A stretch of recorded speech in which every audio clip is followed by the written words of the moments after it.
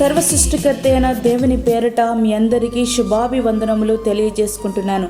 Jesus ను creation ministries ద్వారా ఈ రీతిగా ప్రతిరోజు అనుదిన ఆహారమును మీతో పంచుకోవడానికి దేవుడిస్తున్నటువంటి దేవునికి ఎనలేని కృతజ్ఞతలు. ప్రియులారా, అందరూ ఎలా ఉన్నారు? బాగున్నారా? మీరందరూ కూడా ఆత్మలో ఎదగాలని అనుదినము మీ అందరి కొరకు మేము ప్రార్థిస్తున్నాం. వాక్య ధ్యానంలోనికి మనం వెళ్దాం. 1 యోహాను 2వ అధ్యాయము 16-17 వచనాలు. లోకములో ఉన్నదంతయు అనగా శరీరాశయు, నేత్రాశయు, జీవపు డంబమును తండ్రి వలన పుట్టినవి కావు. అవి లోక సంబంధమైనవే. లోకమును దాని ఆశలు గతించిపోచున్నవి, కానీ దేవుని చిత్తము జరిగించువాడు నిరంతరము నిలుచును. ఈ లోకంలో నీవు కలిగి ఉన్న లోకాశలనియు లోక సంబంధమైనవే తప్ప అవి దేవుని వలన కలిగినవి కావు. అవి నిన్ను దేవుని నుండి దూరం చేస్తాయే తప్ప ఎప్పటికీ నిన్ను దేవుని దగ్గరకు చేర్చలేవు. ఈ లోకంలో నీవు కూడా గతించిపోకుండా ఉండాలి అంటే, ఆ నిత్య రాజ్యములో నిత్యము ఉండాలి అంటే ఆయన చిత్తాన్ని నెరవేర్చగలగాలి. ఒక మనిషికి ఆహారం లేకుండా 54 రోజుల వరకు, నీరు లేకుండా 3 రోజుల వరకు, ఆక్సిజన్ లేకుండా 8 నిమిషాల వరకు జీవించగలడట. కానీ ఆశ లేకుండా 1 సెకండ్ కూడా జీవించలేడట. అవును, ఆశను కలిగి ఉండాలి, ఆశావాదిగానే బ్రతకాలి. అయితే ప్రియ సహోదరుడా, నీ ఆశ ఏమిటి? డేవిడ్ లివింగ్స్టన్ దేవుని కోసం జీవించాలనేటువంటి ఆశను కలిగి ఉన్నాడు. సమస్తాన్ని త్యాగం చేసి ఆఫ్రికాకు వెళ్ళి నరమాంస భక్షకుల మధ్య పరిచర్య చేసి చీకటి ఖండాన్ని క్రీస్తు వెలుగులోనికి నింపి అక్కడే మరణించాడు. ఇంతటితో అతని చరిత్ర ముగిసిపోలేదు. చనిపోయిన శవం కోసం 2 దేశాలు తగులాడుకునే పరిస్థితి. చిట్ట చివరకు ఆయన గుండెను తీసి ఆఫ్రికాలో సమాధి చేయగా, మిగిలిన దేహాన్ని 900 మైళ్ళు దూరం మోసి ఓడ రేవుకు చేర్చి ఇంగ్లాండ్కు తీసుకుని వచ్చి అక్కడ రాజ కుటుంబీకులను సమాధి చేసే స్థలంలో సమాధి చేశారట. జర్మనీలోనున్న జోసెఫ్ డానియల్కు ఒక ఆశ ఉండేది, దేవుని కోసం ఏదైనా చేయాలని. అమెరికాలోని మొలక్క దీవులోనున్న కుష్ఠరోగులకు సేవ చేయడానికి వెళ్ళి తాను కూడా కుష్ఠరోగిగా మారిపోయాడు. వారికి సువార్త ప్రకటిస్తూ సేవ చేస్తూ వారి మధ్యనే చనిపోయాడు. అతని శవం కోసం కూడా ఇదే పరిస్థితి. చివరకు అతని చేతులు నరికి అమెరికాలోని మొలక్క దీవులో పాతిపెట్టారు.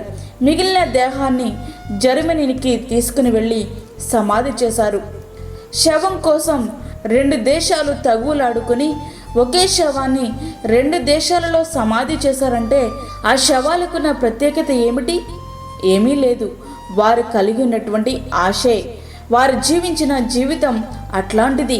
నీవొకసారి ఆలోచించాలి. మట్టి నుండి తీయబడిన నీవు మట్టిలోనికే చేరతావు. ఆ విషయం నీకు పక్కా తెలుసు. అయితే మరొక విషయం కూడా నీకు తెలియాలి. నీ ఆశలు భూ సంబంధమైనవైతే నీ క్షయమైన శరీరముతో పాటే అవి కూడా క్షయమైపోతాయి. అంతేకాదు, మరొక విషయం కూడా నీకు స్పష్టంగా తెలియాలి. సమాధితో మనిషి చరిత్ర సమాప్తం కాలేదు. ఆ తర్వాతే ఉంది అసలైన శాశ్వత జీవితం. ఇప్పుడు నీ కలిగి ఉన్న ఆశలే నిన్ను నిత్య జీవానికి కానీ నిత్య మరణానికి కానీ చేరుస్తాయి. లోకంలో ఉన్నదంతా శరీరం అనుభవించాలని కోరుకుంటుంది. దాని ఆశలకు కళ్ళెం వేయకపోతే దాని ఫలితం ఎంతో ఘోరంగా ఉంటుంది. రంగుల ప్రపంచంలో మనమున్నాం. వీటన్నిటినీ చూడాలనుకుంటాం. మన కన్నులు వాటిని అభ్యంతరపరచకపోతే నీ దేహానికి వెలుగు నీ కన్నే కాబట్టి నీ జీవితం అంతా చీకటిమయమైపోతుంది. సంసోను కన్నులు లోకాన్ని ఆశించాయి. ఆ 2 కన్నులు పెరికివేయబడ్డాయి. అయితే నీవు ఒక నిర్ణయానికి రావాలి. అదేమిటంటే, కీర్తనకారునిలా నువ్వు ప్రార్థించాలి. యోబులా ఒక నిబంధన చేయాలి. వ్యర్థమైన వాటిని చూడకుండా నీ కనులను త్రిప్పివేయము. కీర్తనలు 119:37. నేను నా కనులతో నిబంధన చేసుకుంటుని, కన్యకను నేను ఎలాగూ చూచుదును? యోబు 31:1. అనుక్షణం మనసి తను తాను హెచ్చించుకునే ప్రయత్నాలే చేస్తున్నాడు తప్ప తనని హెచ్చించిన దేవుని హెచ్చించాలని, తాను ఎదిగే కొలది ఒదిగి ఉండాలనే ధ్యాస మనిషికి లేనేలేదు. అవును, నీవు ఎవరినో ఆకర్షించాలనే ఉద్దేశంతో జీవము లేని డంబపు మాటలతో అతిశయముతో గొప్పలు చెప్పుకుంటూ మాటలు కోటలు దాటుతున్నవేమో. జీవపు డంబము నిన్ను దేవునికి అవిధేయునిగా మార్చేస్తుంది. నీ ఆశయం ఏదైనా ఉందంటే అది దేవుని అందే ఉండాలి. ప్రియ సహోదరుడా, ప్రియ విశ్వాసి, ప్రియ స్నేహితుడా, లోకాశలను విడిచిపెట్టు. ఎందుకంటే నిన్ను ఆకర్షించే ఈ లోకం కాటు వేసే విష సర్పము. దాని జోలికి పోవద్దు.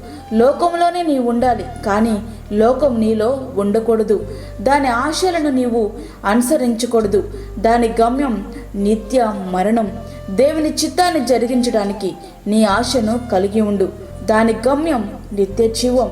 ఆ రీతిగా మన జీవితాలను సిద్ధపరచుకుందాం. అట్టి కృప ధన్యత దేవుడు మనకు అనుగ్రహించునుగాక. ఆమేన్. వాక్యం ఉన్నటువంటి ప్రేమన దేవుని బిడలారా, ప్రార్థనలో ఏకీభవించండి. పరిశుద్ధుడైన తండ్రి, ప్రేమగల యేసు ప్రభువా, శ్రేష్టమైన మరి ఒక దినం మా జీవితంలో మీరు అనుగ్రహించారు. నీకు వందనాలు. ఈ దినమంతా నీ కాపుదలు దయచేయండి, నీ భద్రత దయచేయండి. యేసయ్య, వాక్యం విన్న ప్రతి ఒక్క బిడలో నీ యొక్క వాక్యము ఫలించినట్లుగా సహాయం చేయండి. బలహీనులుగా ఉన్నవారిని బలపరచండి. చంటి బిడ్డలను, వృద్ధులను, గర్భిణీ స్త్రీలను మీరు జ్ఞాపకం చేసుకునండి. యేసయ్య, నీకు వందనాలు, స్తోత్రములు చెల్లించుకుంటున్నాము తండ్రి. అలాగే గర్భఫలము లేని బిడ్డలకు గర్భఫలము దయచేయండి. అదే విధంగా తండ్రి, అప్పుల బాధలతో ఇబ్బంది పడుచున్న నీ బిడ్డలకు కావలసిన కృపను అనుగ్రహించండి. దూరదేశంలో ఉండి వాక్యం ఉంటున్న నీ బిడ్డలకు నీ యొక్క కృపను అనుగ్రహించండి. ప్రభు, వారికి నీ సహాయంను దయచేయండి. ఈ దినమంతా నీ సన్నిధిని మీరు మాతో ఉంచి, మాకు కాదు యెహోవా, మాకు కాదు, సమస్త మహిమ ప్రభావం మీకే ఆరోపించుకుంటూ యేసు పరిశుద్ధ నామం అడిగి వేడుకుంటున్నాము తండ్రి. ఆమేన్. ఈ వర్తమానములు మీ బంధువులకు, మీ స్నేహితులకు షేర్ చేయండి. దేవుని పనిలో మీరు కూడా పాలిభాగస్తులు కండి. అదేవిధంగా మీ ప్రార్థన అవసరతలు మాకు తెలియచేయండి. మా ఫోన్ నెంబర్ 9177377559. దేవుడు మిమ్మును, మీ కుటుంబమును దీవించునుగాక. ఆమేన్. దేవుని పనిలో మీ సహోదరి అన్నామణి సాల్మన్.